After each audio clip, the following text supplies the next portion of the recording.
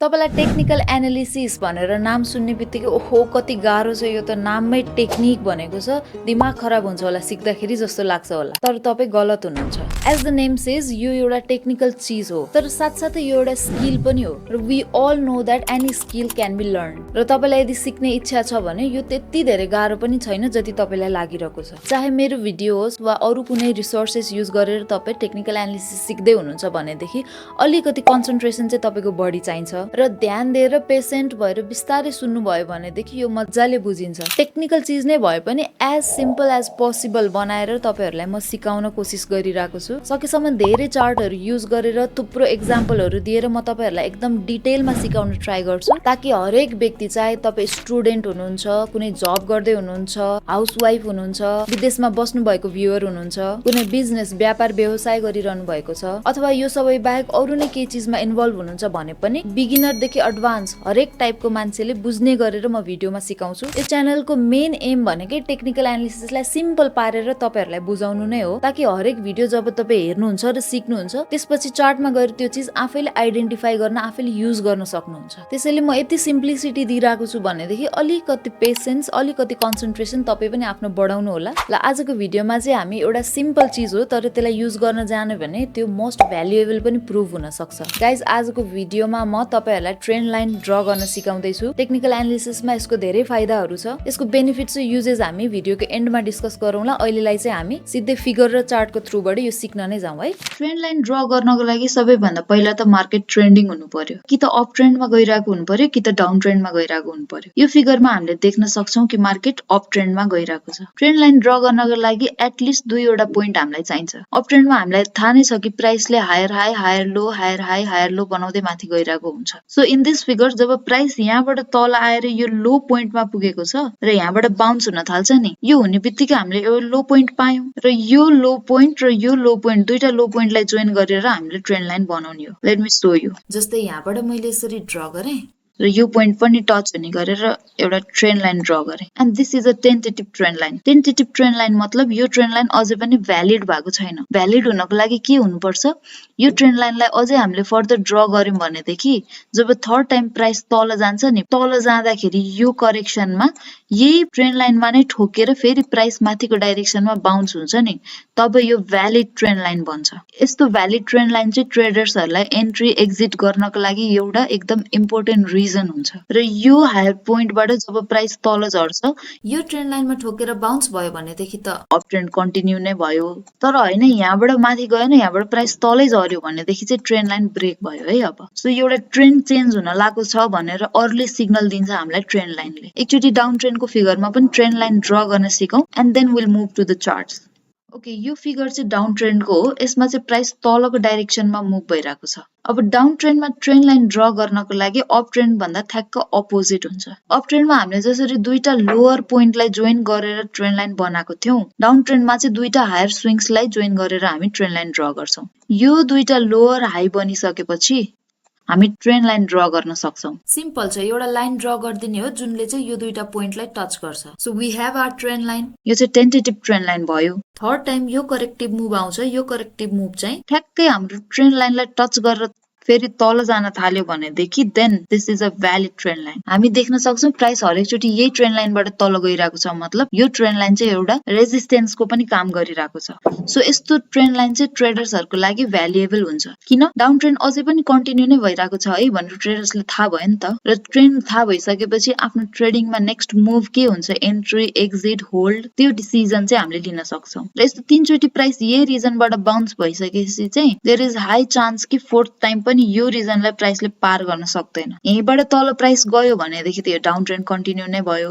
यदि यो लाइनलाई पनि क्रस गरेर प्राइस माथि जान्छ भनेदेखि then this trend line is broken and downtrend is also broken. So now let's go to the chart. Okay, so अहिले हामी अपी पावर कम्पनी लिमिटेड को 1 वीक चार्ट मा छौं यसमा हामी देख्न सक्छौं कि प्राइस यो पोइन्ट देखि यो पोइन्ट सम्म डाउन ट्रेन्ड मा थियो र यसमा चाहिँ अब हामी ट्रेन्ड लाइन ड्र गर्न ट्राई गरौँ है एटलिस्ट दुईवटा हाई पोइन्टहरुलाई जोइन गरेर चाहिँ हामीले ट्रेन्ड लाइन बनाउन सक्यो र मैले यस्तो ट्रेन्ड लाइन ड्र गरे कसरी ड्र गरे त यो फर्स्ट हाई पोइन्ट र सेकेन्ड हाई पोइन्टलाई जोइन गरेर मैले यो ट्रेन्ड लाइन ड्र गरेँ र हामी यहाँनिर देख्न सक्छौँ जब प्राइस थर्ड टाइम माथिको डाइरेक्सनमा मुभ भयो ठ्याक्कै त्यही ट्रेन्ड लाइनमा नै टच भएर प्राइस फेरि यहीँबाट तल झर्यो। So this is a valid trend line. र तपाईहरुलाई एउटा कन्फ्युजन के हुन सक्छ भन्दाखेरि म्याम यो ट्रेन्ड लाइन ड्र गर्दाखेरि विकको टपहरुलाई जोइन गर्ने हो कि बडीको टपहरुलाई जोइन गर्ने हो भनेर चाहिँ कन्फ्युजन हुन सक्छ है।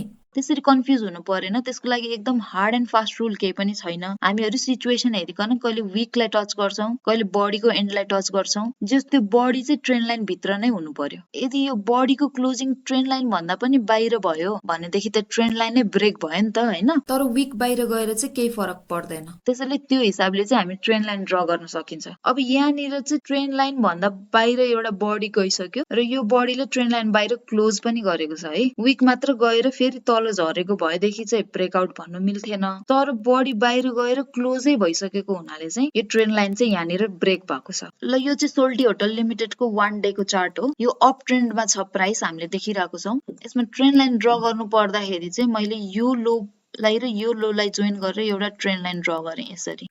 अब हामीले यहाँ के देख्छौं भनेदेखि यो पोइन्टबाट जब प्राइस माथि गयो नि एकदम अग्रेसिभली माथिको डाइरेक्सनमा मुभ भएको छ के। र कहिलेकाहीँ यसरी प्राइस अग्रेसिभली मुभ हुँदाखेरि हामीले ट्रेन्ड लाइन रिड्र पनि गर्नुपर्ने हुन्छ, किन त यो ट्रेन्ड लाइन हाम्रो प्राइस अनुसार एकदम फ्ल्याट भयो। त्यही भएर प्राइस यसरी अग्रेसिभली मुभ हुँदाखेरि मैले यो ट्रेन्ड लाइनलाई रिड्र गरेँ, यो पोइन्ट र यो पोइन्टलाई जोइन गरेर अब ट्रेन्ड लाइन ड्र गरेँ है। सो बेला बेलामा यस्तो पनि गर्नुपर्ने हुन सक्छ। सो मैले यहाँनिर दुईटा ट्रेन्ड लाइन बनाएँ, एउटा अलिकति फ्ल्याट छ तलको र एउटा अलिकति स्टिप छ माथिको। अब अर्को चार्टमा जाउँ। ल यो चाहिँ हो अरुण भ्याली हाइड्रो पावरको 1 डे चार्ट। हामीले देख्यो प्राइस अलिकति डाउन ट्रेन्डमा थियो र हल्का कन्सोलिडेसन भएर फेरि अहिले अप ट्रेन्ड बनिरहेको छ। यो जुन हाई पोइन्ट छ यसलाई पनि ब्रेक गरेर प्राइस माथि गइसक्यो, मतलब अप ट्रेन्ड चलिरहेको छ अहिले। अब ट्रेन्ड लाइन कसरी ड्र गर्ने? ट्रेन्ड लाइन ड्र गर्नको लागि एटलिस्ट दुईवटा लोअर स्विङ्स हामीलाई चाहियो। यो र यो लाइन जोइन गरेर मैले ट्रेन्ड लाइन ड्र गर्न सक्छु। Okay, this is our trend line. अब थर्ड टाइम प्राइस तल झर्दाखेरि के हुन्छ भनेर चाहिँ यो चार्टमा हेर्नु नै पर्ने हुन्छ है। थर्ड चोटि पनि यहाँ ठोकेर फेरि बाउन्स भयो भनेदेखि यो भ्यालिड ट्रेन्ड लाइन भयो। अहिलेलाई चाहिँ अब we just can wait and watch. Okay, so अब एकचोटि यो चार्टमा हेरौँ है त। प्राइस डाउन ट्रेन्डमा थियो हो। डाउन ट्रेन्डमा हुँदाखेरि ट्रेन्ड लाइन कसरी ड्र गर्ने? हायर स्विङ्सहरूलाई जोइन गरेर। यसरी मैले जोइन गरेर एउटा ट्रेन्ड लाइन ड्र गर्ने है। यो ट्रेन्ड लाइनमा चाहिँ प्राइस मल्टिपल टाइम्स ठोकेर तल झरेको छ। एउटा स्ट्रङ रेजिस्टेन्सको काम पनि गरेको छ यो ट्रेन्ड लाइनले। र यो पोइन्टमा पुगेर के भयो? ट्रेन्ड लाइन यहाँनिर ब्रेक भयो। ट्रेन्ड लाइन ब्रेक हुने बित्तिकै बाई गर्नुपर्छ भन्न खोजेको चाहिँ होइन है। यसमा म अझ एउटा भोल्युम इन्डिकेटर पनि लगाएर हेर्छु है त। मैले भोल्युम राखेँ। अब हामी के देख्न सक्छौं हेर्नु त। जबसम्म प्राइस डाउन ट्रेन्डमा थियो नि तबसम्म भोल्युम एकदम कम थियो। यु क्यान सी यो लेभल भन्दा माथि भोल्युम गएकै छैन। र यो दिन जुन ब्रेकआउट भयो नि यो ब्रेकआउटको दिनमा पनि भोल्युम कम नै छ। त्यही भएर जहिले पनि ब्रेकआउट हुने बित्तिकै हाई भोल्युममा नै मान्छेहरू आयो भनेर बुझिदैन है। र भोल्युम कहाँनिर इन्क्रिज भएको छ त? हामीले जब यो ग्रीन क्यान्डल आयो नि, यो ग्रीन क्यान्डल, तब मात्र भोल्युम इन्क्रिज भएको छ। र इन केस यस्तो बेलामा ट्रेड लिने नै हो भनेदेखि चाहिँ यो ग्रीन क्यान्डल जब आयो नि भोल्युम सहित आयो, यो ग्रीन क्यान्डल पछि हामीले ट्रेड लियौं भनेदेखि यो स्विङ लो भन्दा तल स्टप लस राखेर एटलिस्ट 1.5 को त यसले प्रफिट दिएकै छ, त्यो भन्दा पनि बढी दिएको छ। र एटलिस्ट 1.5 को प्रफिट चाहिँ हामीले लिन सक्थ्यौं। सो जहिले पनि ट्रेन्ड लाइन ब्रेक भयो मतलब अब बाई गर्ने भन्ने चाहिँ होइन, त्यो सँगसँगै अरू चिजहरू पनि हेर्नु जरुरी छ एउटा ट्रेडरले। सो आई होप अब तपाईले ट्रेन्ड लाइन ड्र गर्न राम्रोसँग सिक्नु भयो होला। तपाई आफै पनि चार्टमा गएर ट्रेन्ड लाइनहरु ड्र गर्न ट्राई गर्नुस् है। के कन्फ्युजन भयो भनेदेखि यो भिडियो फेरि हेर्नुस्, सकेसम्म कन्फ्युजन नआउला है। अब ट्रेन्ड लाइन ड्र गर्न त सिक्यौं, तर यसको युजेसहरु के छ त? हामीले टेक्निकल एनालिसिसमा कसरी यसलाई युज गर्न सकिन्छ भनेर पनि बुझौं है।